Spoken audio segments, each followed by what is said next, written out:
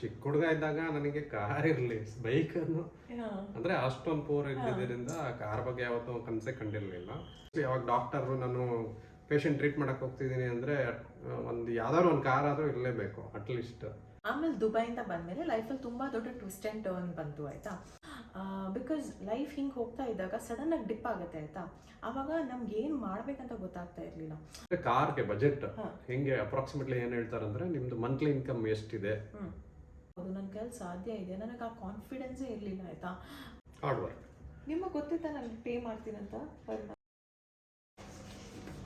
Hello hi ನಮಸ್ಕಾರ ಎಲ್ರಿಗೂ, ನಾನು ನಿಮ್ಮ ಪ್ರೀತಿಯ Veekshita and welcome to the channel. ಇತ್ತೀಚೆಗೆ ವೆದರ್ ಹೇಗಿದೆ ಅಂದರೆ ಏನು ಮಾಡೋದಕ್ಕೆ ಮನ್ಸು ಬರಲ್ಲ. ಫುಲ್ ಗ್ಲೂಮಿ ವೆದರ್, ಮನೆ ಕತ್ಲೆ. ಅದು ಎಷ್ಟು ವಿಂಡೋ ಎಷ್ಟು ಬಾಲ್ಕನೀಸ್ ಇದೆ ಅಂದ್ರೂ ನಮಗೇನೆ ಇಲ್ಲಿ ಕತ್ಲೆ ಅನ್ನಿಸ್ತಾ ಇದೆ.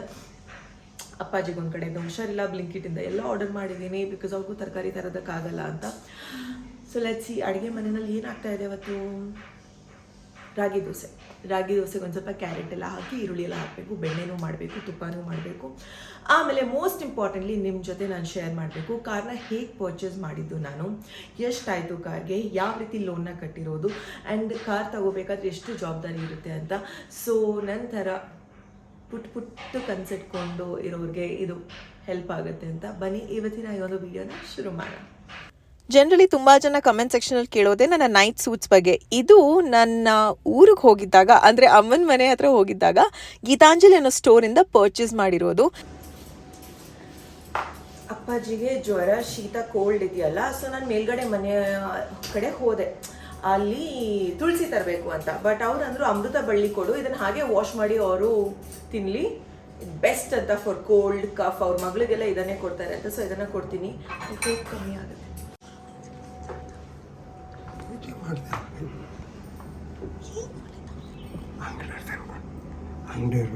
ನಿಜ ಗೊತ್ತಿಲ್ಲ ನಾನು ತಾತ ಏನು ಮಾತಾಡ್ತಾ ಇದ್ವಿ ಅಂತ. ಬಟ್ ನಾವೇನಾದರೂ ಸೀಕ್ರೆಟ್ ಮಾತಾಡಬೇಕಾದ್ರೆ ಈ ಥರ ಸ್ಲೋವಾಗಿ ಮಾತಾಡ್ತೀವಿ ಗೊತ್ತಾ.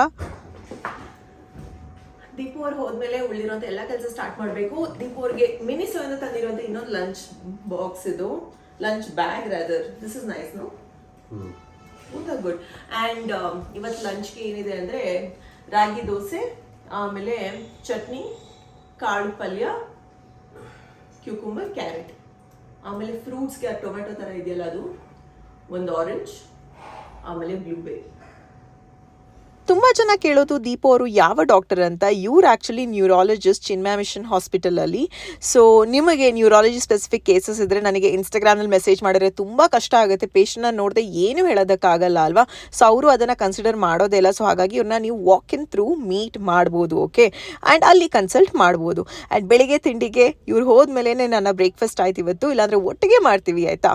ಆ್ಯಂಡ್ ರಾಗಿ ದೋಸೆ, ಅದಕ್ಕೆ ಒಂದು ಸ್ವಲ್ಪ ಹಾಗೆ ಕ್ಯಾರೆಟ್ ಈರುಳ್ಳಿ ಹಾಕಿದ್ರೆ ಚೆನ್ನಾಗಿ ಇಷ್ಟ ಆಗುತ್ತೆ ನನಗೆ.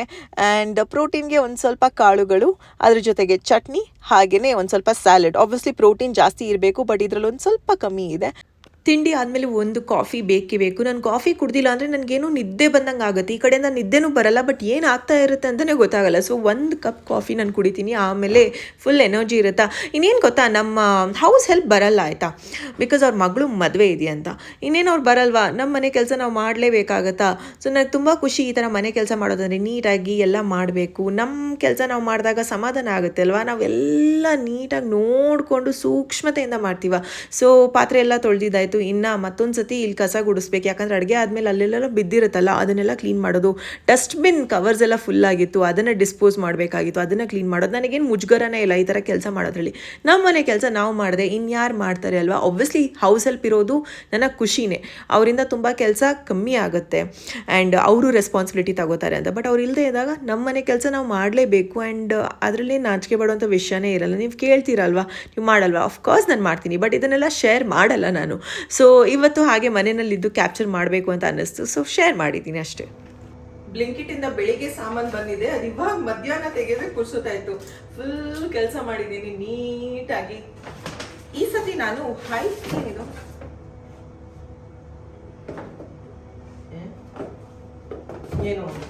ಏನೋ ಫ್ರೀಯಾಗಿ ಕೊಟ್ಟಿದ್ದಾರೆ. ಕ್ಯಾರೆಟ್ 1/4 kg 50 ರೂಪಾಯಿ. ಇನ್ನೊಂದು ಇದೆಯಾ?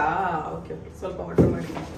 ಅಪ್ಪಾಜಿಗೆ ಹುಷಾರಿಲ್ಲ ಅಲ್ಲ, ಇಲ್ಲಾಂದ್ರೆ ಅವ್ರಿಗೆ ಹೋಗಿ ತರ್ತಾರೆ ಮಾರ್ಕೆಟ್ಗೆ. ಸೊ ನಾನೆಲ್ಲ ಆರ್ಡರ್ ಮಾಡಿದ್ದೀನಿ ಈ ಸತಿ. ಪನ್ನೀರ್, ಆ್ಯಂಡ್ ಇದು ಹೈ ಪ್ರೋಟೀನ್ ಮೊಟ್ಟೆ. ನಾರ್ಮಲ್ ಮೊಟ್ಟೆಗಿಂತ ಸ್ವಲ್ಪ ರೇಟ್ ಜಾಸ್ತಿ ಇರುತ್ತೆ, ಪ್ರೋಟೀನ್ ಜಾಸ್ತಿ ಇರುತ್ತೆ ಅಂತ ಈ ಮೊಟ್ಟೆನಲ್ಲಿ. ಪನ್ನೀರ್ ಆಯಿತು, ಕ್ಯಾರೆಟ್, ಏನಿದು ಕರಿಬೇವು, ಇದು ದೇವ್ರ ಗದ್ದ, ಬಾಳೆಹಣ್ಣು, ಇನ್ನ 2 ದಿನ ದೇವ್ರ ಪೂಜೆಗೆ, ನಾಳೆ ಪಲ್ಯಕ್ಕೆ. ಆರೆಂಜ್ 4 ಬಂದಿರೋದು ಗೊತ್ತಾ. ಟೊಮ್ಯಾಟೊ, ಪುದೀನ, ಬೀನ್ಸು, ಕ್ಯಾಪ್ಸಿಕಮ್. ನಾನು ಒಬ್ಸರ್ವ್ ಮಾಡಿರೋ ಪ್ರಕಾರ ತುಂಬ ಜನ ಹೆಣ್ಮಕ್ಳಿಗೆ ಈ ಥರ ವೀಡಿಯೋಸ್ ಅಂದರೆ ಇಷ್ಟ ಆಗುತ್ತೆ ಅಲ್ವಾ. ಅಂದರೆ ಇನ್ನೊಬ್ರು ಮನೇನ ಹೇಗೆ ಆರ್ಗನೈಸ್ ಮಾಡ್ತಾರೆ, ಯಾವ ರೀತಿ ಮನೇನ ಮೇಂಟೈನ್ ಮಾಡ್ತಾರೆ, ಬಿಕಾಸ್ ಅವರಿಂದ ಕಲಿಯೋದು ಇದೆ ಆ್ಯಂಡ್ ನಮ್ಮ ಸಜೆಷನ್ಸ್ ಅವ್ರ ಜೊತೆ ಶೇರ್ ಕೂಡ ಮಾಡ್ಬೋದು ಅಲ್ವಾ. ಸೊ ನನಗೂ ಅನ್ನಿಸ್ತು ಓಕೆ ಈ ಥರ ಕ್ಯಾಪ್ಚರ್ ಮಾಡೋದು ತುಂಬ ಸಮಯ ಆಯಿತು ಅಂತ.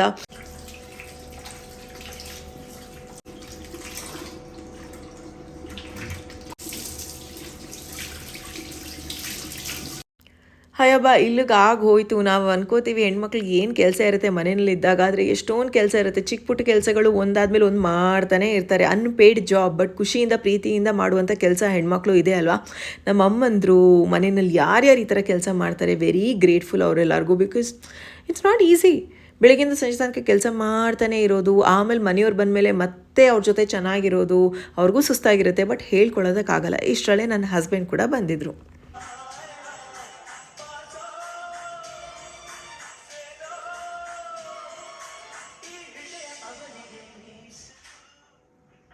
ಚೆನ್ನಾಗಿದೆ, ಫ್ಲವರ್ ಎಲ್ಲ retro style.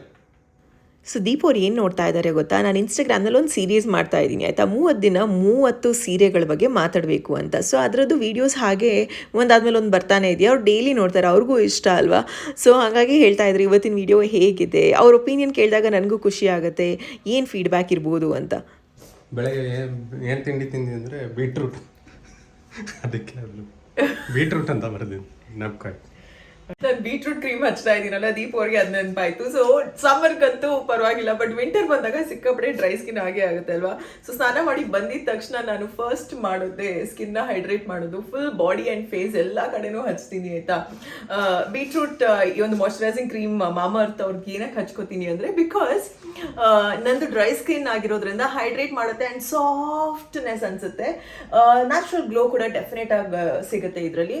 Main is extremely dry skin and ನೀರು ಬೇರೆ ನಾನು ಜಾಸ್ತಿ ಕುಡಿತೀನಲ್ಲ, ಅದಕ್ಕೆ ಇನ್ನೂ ಡ್ರೈ ಆಗುತ್ತೆ.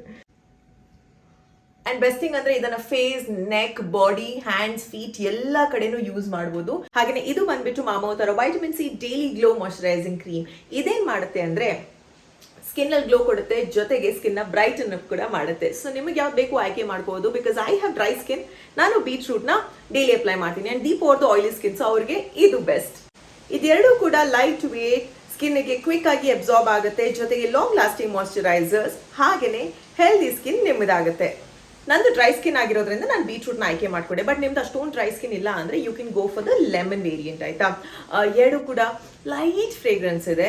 ಆ್ಯಂಡ್ ಆಬ್ವಿಯಸ್ಲಿ ಮಾಮಾಅರ್ತ್ ಪ್ರಾಡಕ್ಟ್ಸ್ ನಿಮಗೆ ಗೊತ್ತೇ ಇದೆ, ಮೇಡ್ ಸೇಫ್, ಇಂಡಿಯನ್ ಬ್ರ್ಯಾಂಡ್ಸ್. ಹಾಗೆಯೇ ಯಾವುದೇ ರೀತಿಯಾದಂಥ ಸಜೆಷನ್ಸ್ ಇದ್ದಲ್ಲಿ ಅವರು ಅದನ್ನು ಕನ್ಸಿಡರ್ ಮಾಡಿ ರಿವೈಸ್ ಮಾಡ್ತಾರೆ, ಪ್ರಾಡಕ್ಟ್ಸ್ನ ಇಂಪ್ರೂವ್ ಕೂಡ ಮಾಡ್ತಾರೆ ಆಯಿತಾ. ಈ ಒಂದು ಪ್ರಾಡಕ್ಟ್ ನಿಮಗೆ Amazon, Flipkart, Nykaa, purple, Mamaearth website, Mamaearth stores, Mamaearth app ಎಲ್ಲ ಕಡೆನೂ ಸಿಗುತ್ತೆ. ಸ್ಪೆಸಿಫಿಕ್ ಆಗಿ ಮಾಮಾಅರ್ತ್ ವೆಬ್ಸೈಟ್ ಆ್ಯಂಡ್ ಆ್ಯಪಲ್ಲಿ ನನ್ನ ಕೂಪನ್ ಕೋಡ್ VEEK 2024 ಅಂತ ಯೂಸ್ ಮಾಡಿದ್ರೆ ನಿಮಗೆ 20% ಫ್ಲಾಟ್ ಆಫರ್ ಕೂಡ ಸಿಗುತ್ತೆ.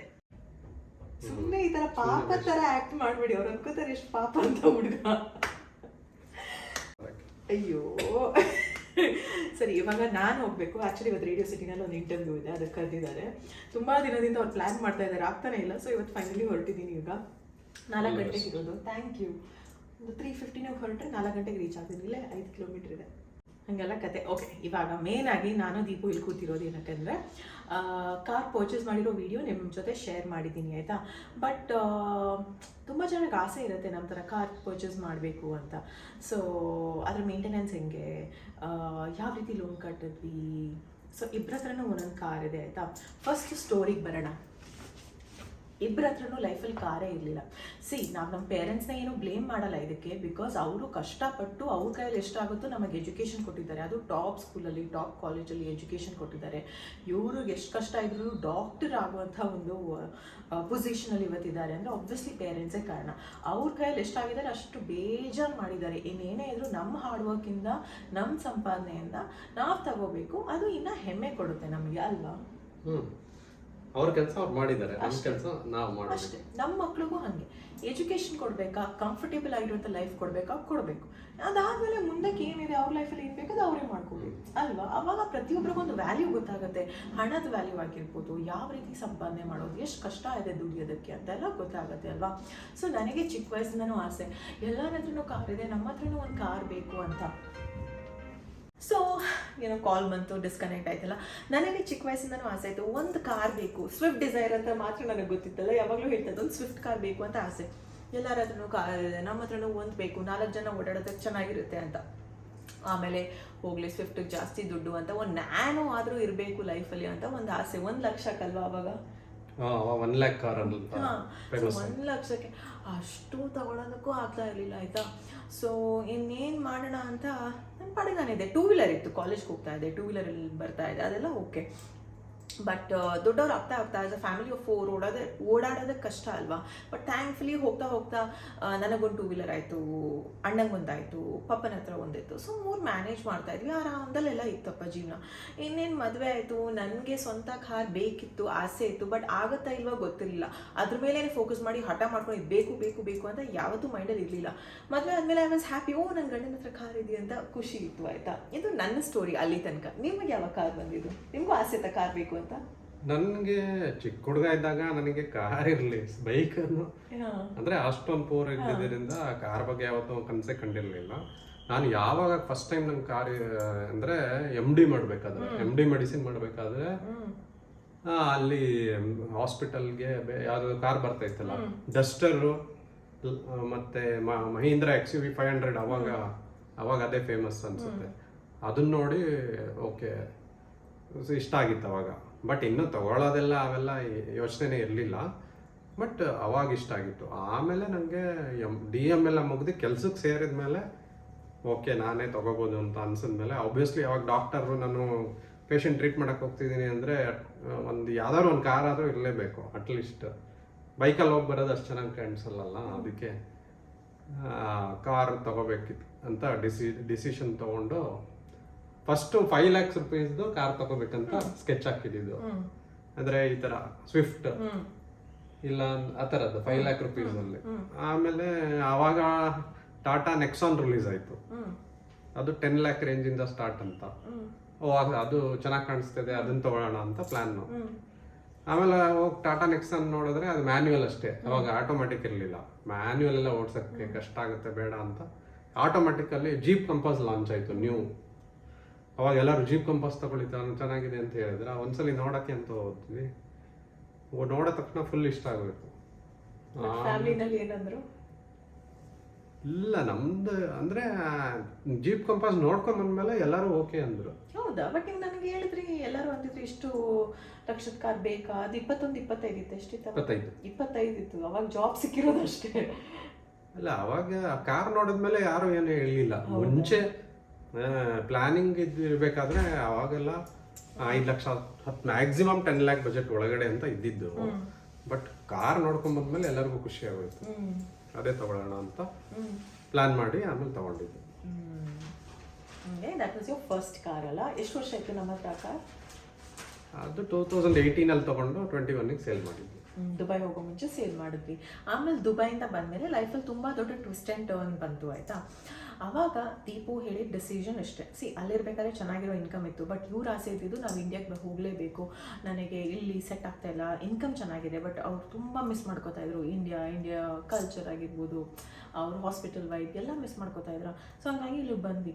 ಇಲ್ಲಿ ಬಂದರೆ ಅಲ್ಲಿಗಿಂತ ಇಲ್ಲಿ ಇವಾಗ ಸ್ಯಾಲ್ರಿ ಹಾಫ್ ಅಲ್ವಾ? ಅದು ಬೇರೆ ಕಷ್ಟ. ಸೊ ಇವರಂದ್ರು ಏನು ಬಿಡು 25 ಲಕ್ಷ ಕಾರೆಲ್ಲ ಬೇಡ, ಒಂದು 10-15 ಲಕ್ಷ ಕಾರ್ ನೋಡೋಣ ಅಂತ. ಆ ಟೈಮ್ನಲ್ಲಿ ಬಿಕಾಸ್ ನಂದು ಜಾಬ್ ಬಗ್ಗೆ ನನಗೆ ಗೊತ್ತಿರಲಿಲ್ಲ ಏನಾಗ್ತಾ ಇದೆ, ಎಷ್ಟು ಇನ್ಕಮ್ ಬರ್ಬೋದು, ನಾನು ಇವ್ರಿಗೆ ಸಪೋರ್ಟ್ ಮಾಡ್ಬೋದಾ. ಬಿಕಾಸ್ ಲೈಫ್ ಹಿಂಗೆ ಹೋಗ್ತಾ ಇದ್ದಾಗ ಸಡನ್ನಾಗಿ ಡಿಪ್ ಆಗುತ್ತೆ ಆಯಿತಾ. ಆವಾಗ ನಮ್ಗೆ ಏನು ಮಾಡಬೇಕಂತ ಗೊತ್ತಾಗ್ತಾ ಇರಲಿಲ್ಲ, ನಾವು ವೀಕ್ ಆಗ್ತೀವಿ ಒಂದು ಸ್ವಲ್ಪ. ಸೊ ಇವರಂದ್ರೆ ಬೇಡ ಒಂದು 10-15 ಲಕ್ಷ ಕಾರ್ ಸಾಕು ಅಂತ. ನನಗೆ ಫುಲ್ ಬೇಜಾರಾಯಿತು. ಇವ್ರಿಗೆ ಲೈಫಲ್ಲಿ ಏನೂ ಆಸೆ ಇಲ್ಲ, ಕಾರ್ ಮೇಲೆ ತುಂಬ ಪ್ರೀತಿ ಇದೆ, ಏನೂ ಕೇಳಲ್ಲ.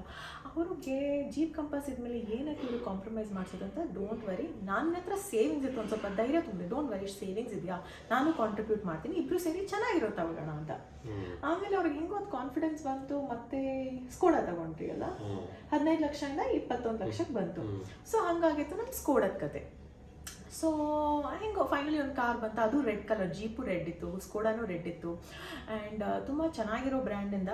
ಮತ್ತು ನಾವು 15 ಲಕ್ಷ ಕಾರ್ಗೆ ಯಾರಾದರೂ ಸರಿ ಹ್ಯೂಮನ್ ಆಗಿ ಅದು ಬೇಜಾರಾಗೇ ಆಗುತ್ತೆ. ಆ್ಯಂಡ್ ಹೆಂಡತಿಯಾಗಿ ನನಗೆ ಆ ರೀತಿ ನನ್ನ ಹಸ್ಬೆಂಡ್ಗೆ ಆದಾಗ ಎಷ್ಟಾಗುತ್ತೆ ನನ್ನ ಕೈಲಿ ಪ್ರಯತ್ನ ಪಡಬೇಕು ಅಂತ ನನಗೂ ಆಸೆ ಇರುತ್ತೆ ಆಯಿತಾ. ಟಚ್ ವುಡ್ ಹಾರ್ಡ್ ವರ್ಕ್ ಮಾಡಿದ್ದೀವಿ ಆ್ಯಂಡ್ ಆ ಕಾರ್ ಹಂಗೆ ಬಂತು. ಸೊ ಯಾವುದೂ ನಮ್ಗೆ ಈಸಿಲಿಯಾಗಿ ಬಂದಿಲ್ಲ ಆಯಿತಾ. ದುಡ್ಡಿದೆಯಾ ಇವಾಗ ನಾವು ಕಾರ್ ತಗೊಳ್ಳೋಣ ಅಂತ ಹಂಗಾಗಿದ್ದೇ ಇಲ್ಲ.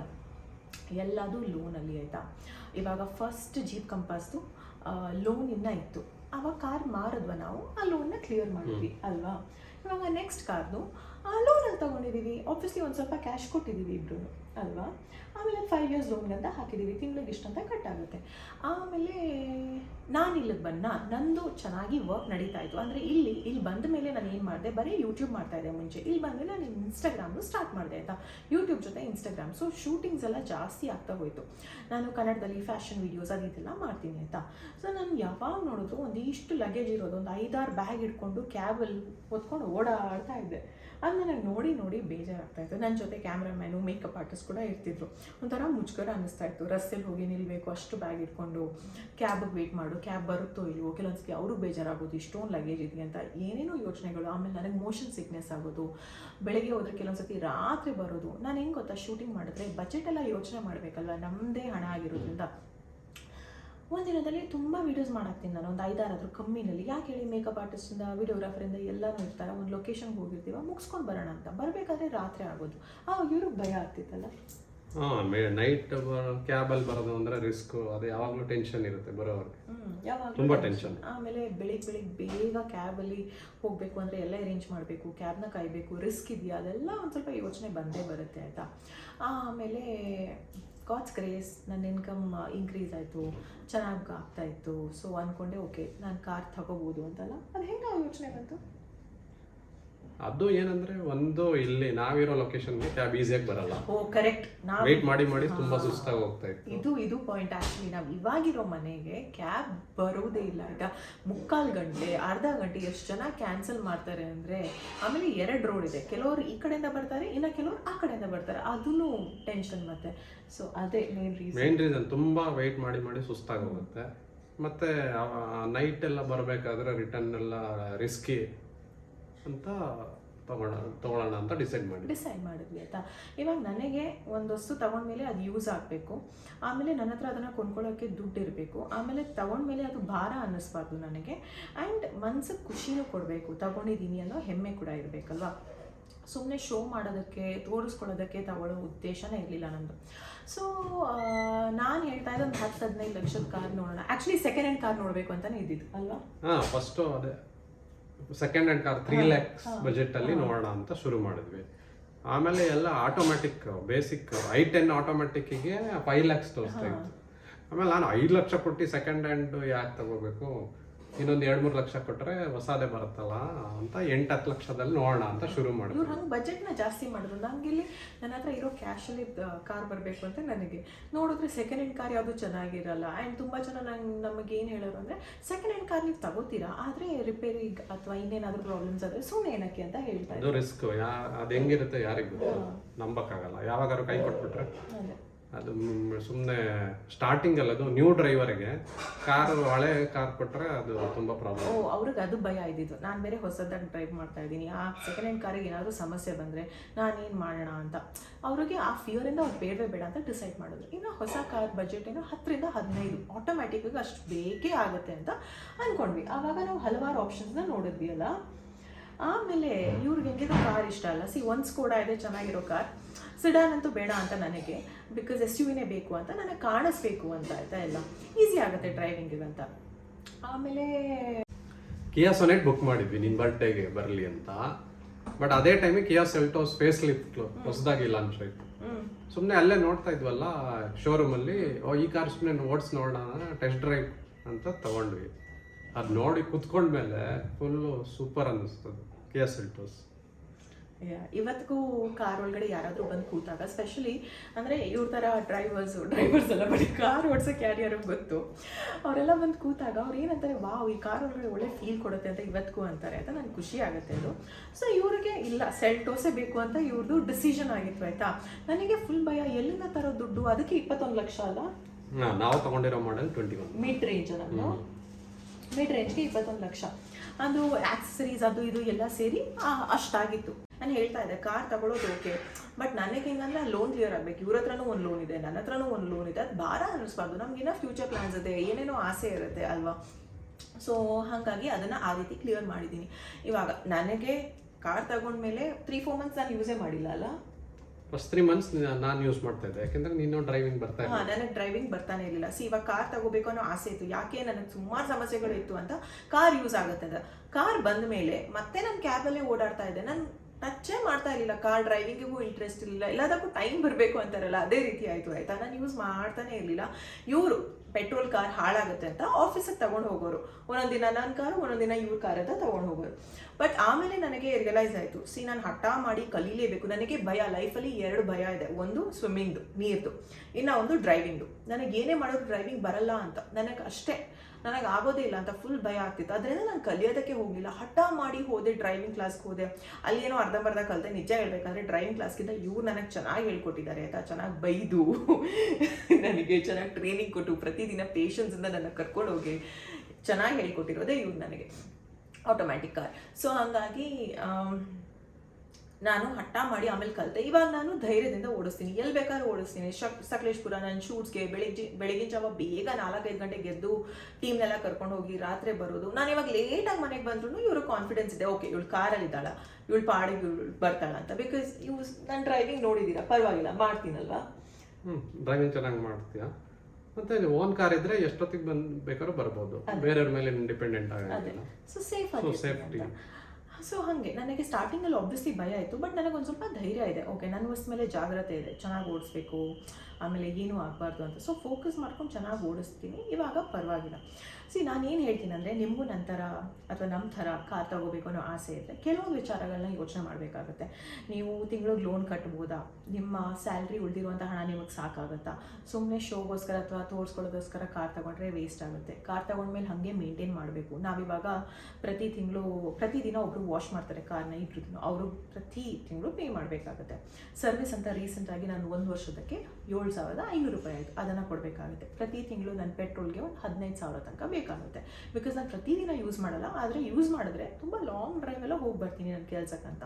ಹಾಗೆ ಆಮೇಲೆ ಲೋನ್ ಕಟ್ಟಬೇಕಾಗುತ್ತೆ. ಆಮೇಲೆ ನಾವು ಎಷ್ಟು ಯೂಸ್ ಮಾಡ್ತೀವಿ ಇದೆಲ್ಲ ಯೋಚನೆ ಮಾಡಬೇಕಾಗುತ್ತೆ. ಸೊ ಹಾಗಾಗಿ ನಾನು ಎಲ್ಲ ಫ್ಯಾಕ್ಟರ್ಸ್ನ ಕನ್ಸಿಡರ್ ಮಾಡಿನೇ ನಾವು ಕಾರ್ನ ಪರ್ಚೇಸ್ ಮಾಡಿರ್ಬೋದು ಆಯಿತಾ. ನಿಮ್ಗೇನು ಅನ್ಸುತ್ತೆ? Approximately 20 lakhs loan, 20 lakhs car ತೊಗೊಂಡ್ರೆ ಮಂತ್ಲಿ 50,000 ರೂಪೀಸ್ ಬೇಕಾಗುತ್ತೆ ಕಾರ್ಗೆ. ಅಷ್ಟು ಬೇಕಾಗುತ್ತೆ. ಸೊ ನಮಗೆ ಕಾನ್ಫಿಡೆನ್ಸ್, ಧೈರ್ಯ ಇರಬೇಕು. ಓಕೆ ನಮಗೆ ಇದನ್ನು ಮಾಡೋಕ್ಕಾಗುತ್ತಾ. ಇವಾಗ ಲೋನ್ ಕ್ಲಿಯರ್ ಆಗಿದೆ, ಖುಷಿ ಇದೆ. ಬಟ್ ಅಂದ್ರೂ ತಿಂಗಳಿಗೆ ಆ ಎಕ್ಸ್ಟ್ರಾ ಎಕ್ಸ್ಪೆನ್ಸಸ್ ಇದ್ದೇ ಇರುತ್ತಾ. 15,000 ಪೆಟ್ರೋಲ್ಗೆ, ಇಲ್ಲ ಅಂದರೆ 15,000 ಕ್ಯಾಬಲ್ಲಿ ಇಲ್ಲಿ ಅಂತ ಹೋಗ್ತಾ ಇತ್ತಾ. ಸೊ ಹೀಗೆ ನಾನು ಏನು ಹೇಳ್ತೀನಿ ಅಂದರೆ, ಏನು ತಗೋಬೇಕಾದ್ರೂ ಇದೆಲ್ಲ ದೊಡ್ಡ ಅಮೌಂಟ್ ಕೊಟ್ಟು ನೀವು ತಗೋತೀರಾ ಆಯಿತಾ. ಇನ್ನೂ ಸ್ವಲ್ಪ ವರ್ಷದಲ್ಲಿ ಹಾಳಾಗುತ್ತೆ. ಸೊ ಯೋಚನೆ ಮಾಡಬೇಕು, ಎಷ್ಟು ಯೂಸ್ ಬರುತ್ತೆ, ನಾವು ನಿಜವಾಗ್ಲೂ ಯೂಸ್ ಮಾಡ್ತೀವ, ನಮ್ಮ ಪ್ರೊಫೆಷನ್ಗೆ ಇದು ಬೇಕಾ. ನಾನು ಯೂಟ್ಯೂಬ್ ಸ್ಟಾರ್ಟ್ ಮಾಡಿದ್ದು 2020ನಲ್ಲಿ ಅಲ್ವಾ. ಈ ಸತಿ ಇವಾಗ 2024, ಲಾಸ್ಟ್ ಇಯರ್ ನಾನು ಕಾರ್ ತಗೊಂಡಿದ್ದೆ 2023ನಲ್ಲಿ. ಲಾಸ್ಟ್ ಇಯರ್ 3 ಇಯರ್ಸ್ ಆದಮೇಲೆ ಯೂಟ್ಯೂಬ್. ನಾನು ಲೈಫಲ್ಲೇ ಅಂದ್ಕೊಂಡಿರಲಿಲ್ಲ ನನ್ನದೇ ಆದಂಥ ಒಂದು ಸ್ವಂತ ಕಾರ್ ಇರುತ್ತೆ, ಬೇಕಾಗಿರೋದು 1 ಲಕ್ಷ ಕಾರ್. ಇವಾಗ ಹಿಂಗಾಗಿದೆ. ಸೊ ಖುಷಿ ಆಗುತ್ತೆ. ಬಟ್ ಆದರೆ ಹಿಂದೆ ಅಷ್ಟೇ ಹಾರ್ಡ್ ವರ್ಕ್ ಇದೆ ಆಯಿತಾ, ಅಷ್ಟೇ ಎಫರ್ಟ್ಸ್ ಇದ್ದೇ ಇದೆ. ಡೇ ಆ್ಯಂಡ್ ನೈಟ್ ಕೆಲಸ ಮಾಡಬೇಕಾಗುತ್ತೆ ನಮ್ಮ ಡ್ರೀಮ್ಸ್ನ ಅಚೀವ್ ಮಾಡೋದಕ್ಕೆ. ಇವಾಗ ಖುಷಿ ಅನಿಸುತ್ತೆ ನನ್ನ ಅಪ್ಪ ಅಮ್ಮನ ಪಕ್ಕದಲ್ಲಿ ಕೂರಿಸಿ ಕಾರಲ್ಲಿ ಕರ್ಕೊಂಡು ಹೋಗೋದಕ್ಕೆ. ಅವ್ರದ್ದು ಡ್ರೀಮ್ ಆಗೈತಲ್ಲ, ಎಷ್ಟು ಹೆಮ್ಮೆ ಆಗಿತ್ತು ಅಣ್ಣನಿಗೆ, ಅಮ್ಮನಿಗೆ, ಪಪ್ಪನಿಗೆ. ಅಂದರೆ first car in the family ಅಂದರೆ ತುಂಬ ಡಿಫ್ರೆನ್ಸ್ ಆಗುತ್ತೆ ಅಲ್ವಾ. ಈ ಚಿಕ್ಕ ಪುಟ್ಟ ವಿಷಯಗಳು ಖುಷಿ ಕೊಡುತ್ತೆ ಎಲ್ಲರಿಗೂ. ಅಂದರೆ ಮನೆಯವರು ಅಷ್ಟೇ ಖುಷಿ ಪಡ್ತಾರೆ. ಇವಾಗ ಮಾಮ ಮಾಮಿನ ಹೊರಗಡೆ ಕರ್ಕೊಂಡು ಹೋಗೋದು, ಅತ್ತೆ ಮಾವ, ತಾತ, ದೀಪು. ಬಟ್ ಹೀಗೆ ನಮ್ಮ ಸ್ಟೋರಿ ಆಗಿತ್ತು. ಪುಟ್ಟ ಕನಸು ಇವಾಗ ನನಸಾಗಿದೆ. ಸೊ ಐ ಥಾಟ್ ನಿಮ್ಮ ಜೊತೆ ಶೇರ್ ಮಾಡಬೇಕು ಅಂತ ಕಾರ್ ತಗೊಳ್ಳೋ ವಿಡಿಯೋ ಹಾಕಿದ್ದೀನಿ. ಬಟ್ ಅದರ ಹಿಂದೆ ಎಷ್ಟು ಎಕ್ಸ್ಪೆನ್ಸಸ್ ಇದೆ ಅಂತ ನಿಮಗೆ ಗೊತ್ತಾಗಲಿ ಅಂತ, ಸೊ ದಟ್ ನೀವು ತಗೊಳ್ಳೋ ಪ್ಲ್ಯಾನ್ಸ್ ಇದ್ದರೆ ನಿಮಗೆ ಹೆಲ್ಪ್ ಆಗುತ್ತೆ ಅಂತ ಅಷ್ಟೇ ಈ ವಿಡಿಯೋ ಉದ್ದೇಶ. ನಿಮ್ಗೇನಾದರೂ ಹೇಳೋಕ್ಕಿದೆಯಾ? ಅಂದರೆ ಕಾರ್ಗೆ ಬಜೆಟ್ ಹೆಂಗೆ ಅಪ್ರಾಕ್ಸಿಮೇಟ್ಲಿ ಏನು ಹೇಳ್ತಾರೆ ಅಂದರೆ, ನಿಮ್ಮದು ಮಂತ್ಲಿ ಇನ್ಕಮ್ ಎಷ್ಟಿದೆ ಅದರದ್ದು 10 to 15% ಕಾರ್ ಬಜೆಟ್ ಅಂದರೆ ಅದ್ರ ಮಂತ್ಲಿ EMI ಅಷ್ಟಿರಬೇಕು ಅಂತ ಹೇಳ್ತಾರಾ? ಯಾರಾದರೂ ಹಠ ಮಾಡ್ಕೊಂಡು ಇಲ್ಲ ನನಗೆ ಕಾರ್ ಬೇಕು ಅಂತಿದ್ರೆ ಅವ್ರ ಹತ್ರ ಈ ವಿಡಿಯೋನ ಶೇರ್ ಮಾಡಿ, ಸೊ ದಟ್ ಅವ್ರಿಗೂ ಗೊತ್ತಾಗುತ್ತೆ ಕಾರ್ ತಗೊಂಡ್ಮೇಲೆ ಹೆಂಗೆ ಮೇಂಟೈನ್ ಮಾಡಬೇಕು ಅಂತ. It is not easy. ನಮ್ಮದು ಪೆಟ್ರೋಲ್ ವೇರಿಯಂಟ್. ಇನ್ನು ಡೀಸೆಲ್ ಆದರೆ ಎಕ್ಸ್ಪೆನ್ಸಸ್ ಸ್ವಲ್ಪ ಕಮ್ಮಿ ಬರ್ಬೋದಾ? ಮೈಲೇಜ್ ಜಾಸ್ತಿ ಇರುತ್ತೆ, ಆದರೆ ಅದರದ್ದೇ ಬೇರೆ ಪ್ರಾಬ್ಲಮ್ಸ್ ಎಲ್ಲ ಇದ್ದೇ ಇರುತ್ತೆ ಆಯಿತಾ. ಸೊ ಹಾಗೆ ಆ್ಯಂಡ್ ನನಗೆ ತುಂಬ ಭಯ ಆಯಿತು. ಇವ್ರು 21 ಲಕ್ಷದ ಕಾರ್ ಅಂದಾಗ ನಾನು ಹೆಂಗೆ ಕಟ್ತೀನಿ, ಇವ್ರು ಅಂತಾರೆ ಹೌದು ನನ್ನ ಕೈಲಿ ಸಾಧ್ಯ ಇದೆ, ನನಗೆ ಆ ಕಾನ್ಫಿಡೆನ್ಸೇ ಇರಲಿಲ್ಲ ಆಯಿತಾ. ಬಟ್ ಹೆಂಗಾಯ್ತದು? Hard work. ನಿಮಗೆ ಗೊತ್ತಿತ್ತಾ ನಾನು ಪೇ ಮಾಡ್ತೀನಂತ ಪರ್ ಮಂತ್? ಹಾರ್ಡ್ ವರ್ಕ್ ಹೆಂಗಿದ್ರು ಹಾರ್ಡ್ ವರ್ಕ್ ಮಾಡ್ತಾ ಇದ್ದೀವಿ, ಚೆನ್ನಾಗಿರೋದು ತಗೊಳ್ಳೋಣ. ಅವರು ಇಬ್ಬರು ಪಾರ್ಟ್ನರ್ಸಲ್ಲಿ ಒಬ್ರಿಗೆ ಧೈರ್ಯ ಇರಬೇಕು. ಇವ್ರಿಗೆ ಆ ಧೈರ್ಯ ಇತ್ತು ಕಟ್ಟೋದಕ್ಕಾಗತ್ತೆ ಅಂತ. ನನಗೆ ಧೈರ್ಯ ಇರಲಿಲ್ಲ. ತಗೊಂಡ್ಮೇಲೆ ಹಠ ಬಂತು ಕಟ್ಟಲೇಬೇಕು ಅಂತ. ಸೊ ಕಟ್ಟಿದ್ವಿ, ಇವಾಗ ಆಯಿತು ಅಲ್ವಾ. So for me it was very precious. ನಾನು ಎಜುಕೇಷನ್ ಲೋನು ಹಾಗೆ ಎಜುಕೇಷನ್ ಲೋನ್ ತಗೊಂಡಿದ್ವಿ ಆಯಿತಾ. ಅದಾದಮೇಲೆ ಜಾಬಿಗೆ ಸೇರಿದ ತಕ್ಷಣವೇ ಆಬ್ವಿಯಸ್ಲಿ ಅಪ್ಪ ಅಮ್ಮನೂ ಹೆಲ್ಪ್ ಮಾಡಿದ್ದಾರೆ ಅದನ್ನು ಕ್ಲಿಯರ್ ಮಾಡೋದಕ್ಕೆ. ಆಮೇಲೆ ನಾನು ನನ್ನ ಬಂದಿರುವಂಥ ಇನ್ಕಮಲ್ಲಿ ಫಸ್ಟ್ ಕ್ಲಿಯರ್ ಮಾಡಿದ್ದು ಎಜುಕೇಷನ್ ಲೋನ್ ಆದಷ್ಟು ಬೇಗ. ಬ್ಯಾಂಕ್ ಅವ್ರು ಇನ್ಫ್ಯಾಕ್ಟ್ ಏನು ಹೇಳಿದ್ದಾರೆ ಅಂದರೆ ನಮ್ಮ ಅಮ್ಮನಿಗೆ, ಯಾರೂ ಈ ಥರ ಇಷ್ಟು ಬೇಗ ಎಜುಕೇಷನ್ ಲೋನ್ನ ಕ್ಲಿಯರ್ ಮಾಡಿಲ್ಲ ಅಂತ, ಅಷ್ಟು ಬೇಗ. ಸೊ ನನಗೇನು ಅಂದರೆ ಲೋನ್ ತಗೊಳ್ಳೋದೇನು ಈಸಿ, ಅದನ್ನು ತೀರಿಸ್ಬೇಕಲ್ವಾ.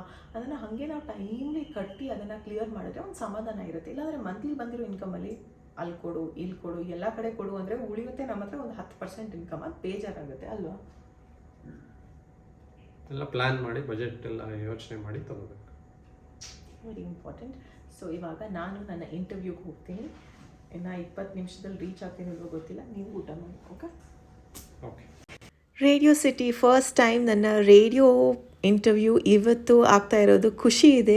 ನಾನು ಫಸ್ಟ್ ಲೈಫಲ್ಲಿ ಇಂಟರ್ನ್ಶಿಪ್ ಮಾಡಿರೋದೇ ರೇಡಿಯೋ ಸ್ಟೇಷನ್ ರೇಡಿಯೋ ಮಿರ್ಚಿನಲ್ಲಿ. ಸೊ ನನಗೆ ತುಂಬಾ ಹತ್ತಿರ. ಆ ಟೈಮ್ನಲ್ಲಿ ನನಗೆ ರೇಡಿಯೋ ಜಾಕಿ ಆಗುವಂಥ ಆಫರ್ ಕೂಡ ಬಂದಿತ್ತು, 2-3 ಸತಿ ಬಂದಿತ್ತು ರೇಡಿಯೋ ಮಿರ್ಚಿ ಕಡೆಯಿಂದ.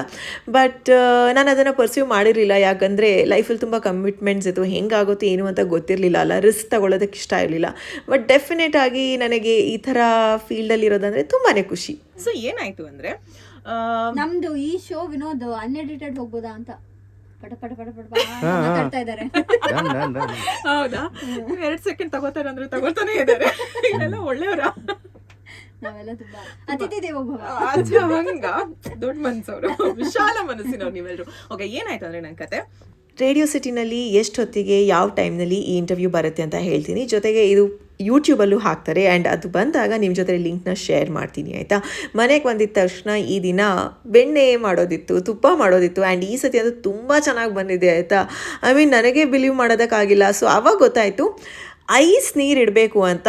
ಕೋಲ್ಡ್ ವಾಟರ್ ಇದ್ದಾಗ ಬೆಣ್ಣೆ ತುಂಬ ಚೆನ್ನಾಗಿ ಬರುತ್ತೆ. ನೋಡಿ ಎಷ್ಟು ದೊಡ್ಡ ಬೆಣ್ಣೆ ಮುದ್ದೆ ಆಗಿದೆ ಅಂದರೆ ಈ ಸತಿ ಇದರಿಂದ 1 kg ಜಾಸ್ತಿನೇ ತುಪ್ಪ ಬಂದಿತ್ತು. ಅದು ತುಂಬ ರುಚಿಯಾಗಿ ಕರೆಕ್ಟಾಗೇ ಬಂದಿತ್ತು. ಐ ಹೋಪ್ ನಿಮಗೆ ಇವತ್ತಿನ ಈ ಒಂದು ಕ್ಯಾಶುವಲ್, ಸಿಂಪಲ್, ಇನ್ಫಾರ್ಮೇಟಿವ್ ವ್ಲಾಗ್ ಇಷ್ಟವಾಗಿರುತ್ತೆ. ಇಷ್ಟವಾದಲ್ಲಿ ಏನು ಮಾಡಬೇಕು? ಲೈಕ್, ಶೇರ್, ಸಬ್ಸ್ಕ್ರೈಬ್ ಮಾಡೋದನ್ನು ಮರಿಬೇಡಿ. ಪ್ರೀತಿ ಸದಾ ಹೀಗೆ ಇರಲಿ. ನಿಮ್ಮ ಕನ್ನಡತಿಯನ್ನು ಸದಾ ಪ್ರೋತ್ಸಾಹಿಸಿ. ಇವತ್ತು ರಾತ್ರಿ ನಾನು ಊಟಕ್ಕೆ ಮುದ್ದೆ ಅಂತಲೂ ಮಾಡಿದ್ದೆ. ಎಲ್ಲರಿಗೂ ಇಷ್ಟ ಅಲ್ವಾ? ಸೊ ಮುದ್ದೆ ಊಟ, ಅದಕ್ಕೆ ಒಂದು ಸ್ವಲ್ಪ ತುಪ್ಪ ಹಾಕಿ ರುಚಿಯಾಗಿತ್ತು. ಬಿಸಿ ತುಪ್ಪನೂ ಇತ್ತಾ, ಫ್ರೆಶ್ ಆಗಿ ಮಾಡಿರೋದು. ಜೊತೆಗೆ ಬಿಸಿ ಮುದ್ದೆ. ಈ ಪಾತ್ರೆಗಳು ಎಷ್ಟು ಚಂದ ಅಲ್ವಾ? ಮನೆ ಫುಲ್ ಅಡುಗೆ ಮನೆಯಲ್ಲಿ ಈ ಥರನೇ ಪಾತ್ರೆ ಇದೆ. ಸೂಪರ್ ಅನಿಸುತ್ತೆ ಅಪ್ಪ. ಆ್ಯಂಡ್ ಹೆಲ್ತ್ಗೂ ಒಳ್ಳೆಯದು. And good night. ಮುದ್ದೆ ಊಟ ನೀವು ಮಾಡಿ, ಆರೋಗ್ಯಕ್ಕೆ ತುಂಬ ಒಳ್ಳೆಯದು. ಉಡುಪಿ ಮಂಗಳೂರು ಹುಡುಗಿ ಏನೋ ಇವಾಗ ಗೌಡ್ರ ಮನೆ ಸೊಸೆಯಾಗಿ ಮುದ್ದೆ ತಿನ್ನೋದಕ್ಕೆ ಕಲ್ತವಾಯಿತು. ಬಾಯ್.